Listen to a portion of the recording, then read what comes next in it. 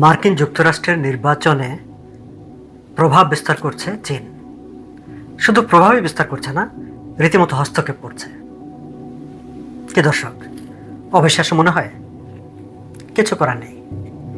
এই তথ্যটি প্রকাশ করেছেন খোদ মার্কিন পররাষ্ট্রমন্ত্রী অ্যান্টনি ব্লিংকেন।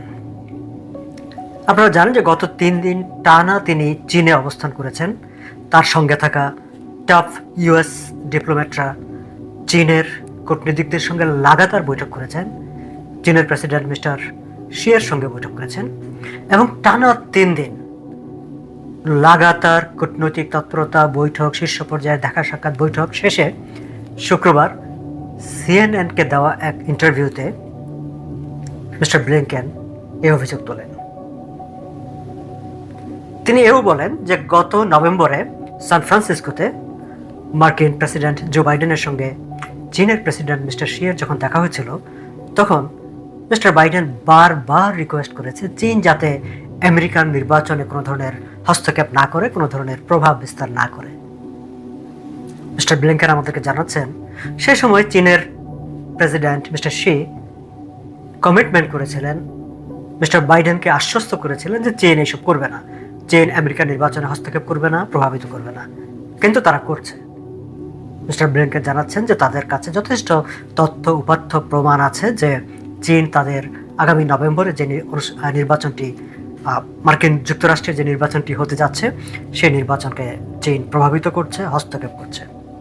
এবং তিনি বলছেন যে তারা এটি বন্ধ করার যে কোনো ধরনের পদক্ষেপ নেবেন। এনিওয়ে, চীনকে মিস্টার ব্লিংকেনের এই বক্তব্য অনুসারে মনে হচ্ছে যে চীন আসলে তাদের চাইতেও ক্ষমতাধর কোনো রাষ্ট্র কিংবা তাদের চাইতেও কৌশলী কোনো রাষ্ট্র। কারণ মার্কিন প্রেসিডেন্টকে নির্বাচন হবে, জনগণ কাকে ভোট দিবে না দিবে সেই প্রক্রিয়ায় যদি চীন প্রভাবিত করতে পারে, হস্তক্ষেপ করতে পারে, বিশাল ব্যাপার। দর্শক, কানাডাতে, আমি টরন্টো থেকে কথা বলছি, কানাডাতে তো এই অভিযোগ নিয়ে অনেক দিন ধরে রাজনৈতিক অঙ্গন বেশ সরগরম হয়ে আছে।